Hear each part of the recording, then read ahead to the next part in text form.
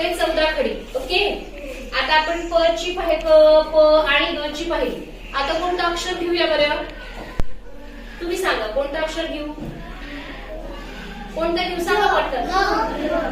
ख. ओके, नाहीतर र घेऊया. र. ओके, आता मी र म्हणणार आणि ऍक्शन करणार. तुम्ही सांगायचं काय होतं. हा, र ला आता काहीच नाही लावलं. र काय होणार? र आ. काय झाला? र ई. र ई. र उ. र उ. र ए. काय होईल? रे. काय होईल? र ए. रे. र चालू आहे. र. र ऍ. काय होईल? रॅ. र ओ. र ओ.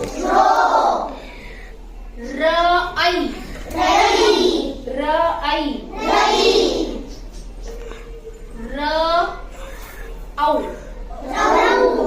र औ.